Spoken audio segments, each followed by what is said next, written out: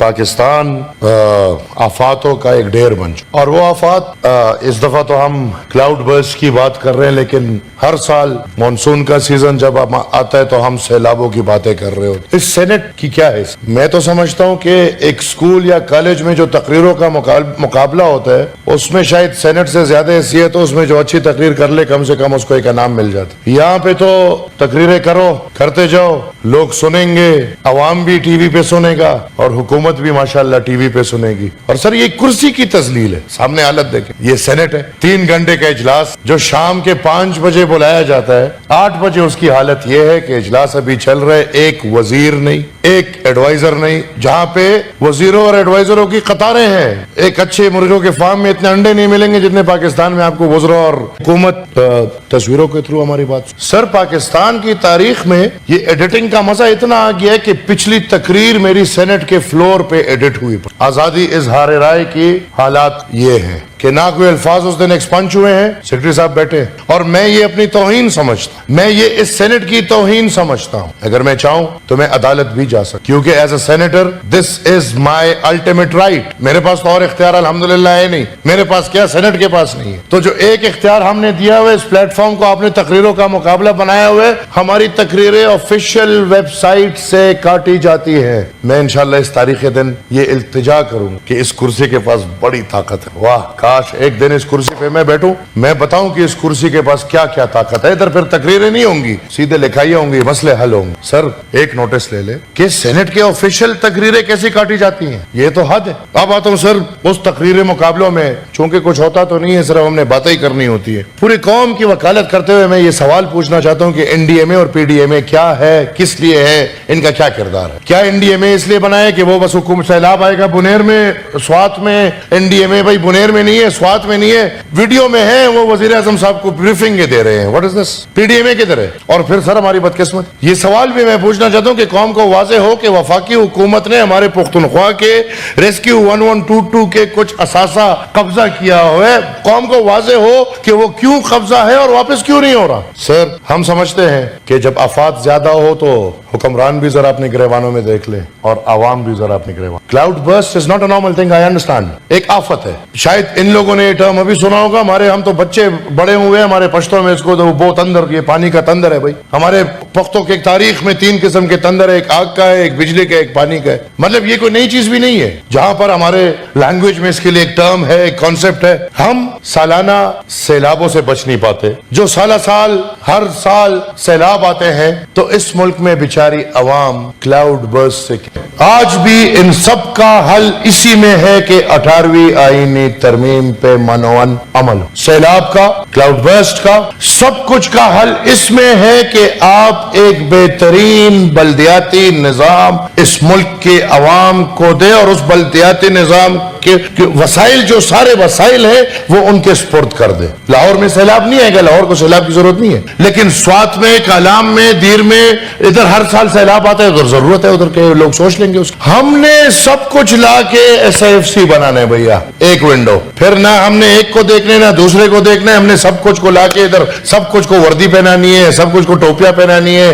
ہر چیز کو چاند تارے پہنانے، ہمیں یہ بڑا شوق ہے۔ این ڈی ایم اے از اے فیلر، پی ڈی ایم اے از اے فیلر۔ اور سر اس وقت جو عجیب بات، اور یہ بات میں قوم کے سامنے رکھنا چاہتا ہوں، کلاؤڈ برسٹ جیسی ہوتا ہے تو سر تنظیم کی شکل میں 2 تنظیمیں ہیں جو منظم ہر وقت سیلاب میں یا ان چیزوں میں کام۔ ایک جماعت اسلامی کی تنظیم ہے الخدمت، جو الحمدللہ ایک بہت منظم تنظیم ہے، اور ایک سر ہمارا ایک چھوٹا سا بچہ ہے جس کو ہم نے 3-4 سال پہلے ایک ادارہ بنایا ہے، خدائی خدمتگار آرگنائزیشن، اور خدائی خدمتگاری کا ریوائول ہے۔ اب سر بنیر میں اور جہاں پہ سیلاب آئے ہیں وہاں پہ وہ سارے خدائی خدمتگار خدمت دے رہے ہیں۔ میرے ایک کیمپ کے خدائی خدمتگار کو نشانہ بنایا جاتا، آج تک اس کی نہ کوئی ذاتی دشمنی، کل یہ ہوا ہے، نہ کچھ اور، ہمیں پتہ نہیں۔ میرا ایک خدائی خدمتگار جو کہ ایک ڈاکٹر بھی ہے اور وہ بنیر میں خدمت کر رہا ہے، اس نے اپنا اکاؤنٹ نمبر دیا تھا کہ میں آلریڈی آن دا فیلڈ ہوں، میں خدمت کر رہا ہوں، تو جس کو جو کرنا ہے وہ، تو ہمارا سب لوگ ادھر کر رہے ہیں۔ آپ یقین نہیں کریں، بینک والوں نے اس کو، اور بینک والوں نے کہا کہ یہ اکاؤنٹ بند کرو۔ اس نے بولا بھائی یہ تو ریلیف ورک کے لیے میں استعمال استعمال کر رہا ہوں، اس نے بولا ہمیں اداروں کی طرف سے حکم ہے یہ اکاؤنٹ بند۔ میرے خدائی خدمتگار کے کیمپس جہاں لگے ہوئے ہیں،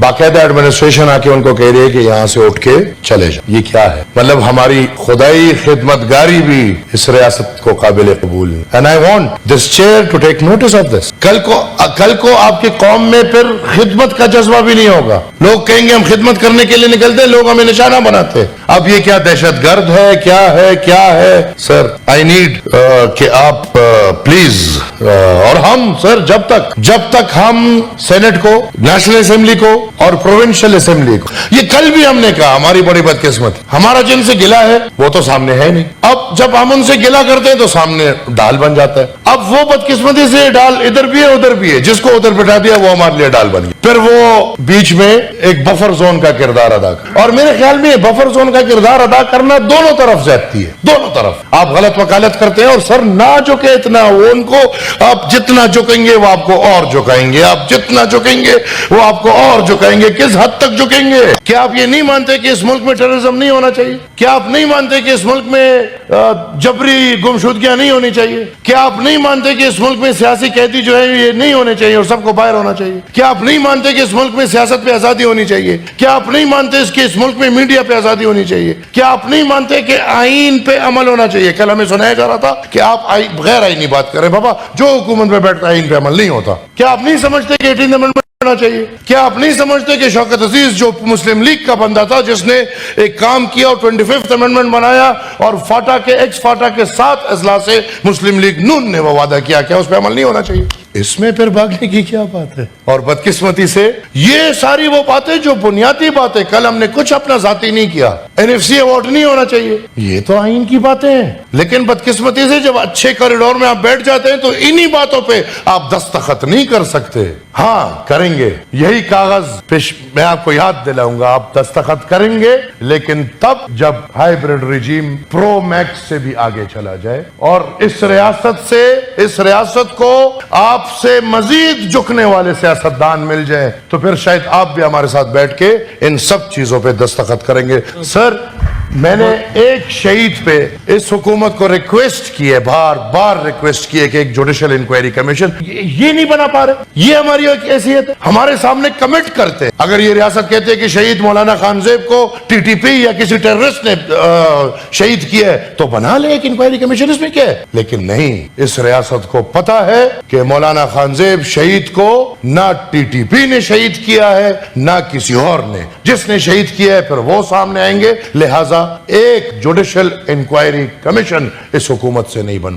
ہم نہ پاکستان کے خلاف ہے، نہ آئین پاکستان کے خلاف ہے، نہ پاکستان کے وجود کے خلاف ہے، نہ ہمیں کسی ادارے سے تکلیف ہے، نہ ہماری کسی کے ساتھ ذاتی دشمنی ہے۔ ہم اگر پاکستان کو مانتے ہیں تو وہ پاکستان ہے جو 73 کے آئین پہ بنا ہو۔ ہم اس پاکستان کے آئین کے اندر جس ادارے کا جو مقام ہے وہ ادارہ اپنے مقام پہ جائے۔ ہمارے لیے سب پیارے ہیں، فوج کے جوان ہمارے لیے پیارے ہیں، ہمارے لیے ہر ادارہ پیارا ہے، لیکن ہر ادارہ اپنا کام کرے۔ اب اگر میں سیاستدان وردی پہن کے بندوق اٹھا کے بارڈر پہ جاؤں تو میں لوگوں کو برا لگوں گا، اسی طرح اگر وردی والے آ کے ہمارا کام کریں تو پھر آپ لوگوں کو برا لگتے ہیں۔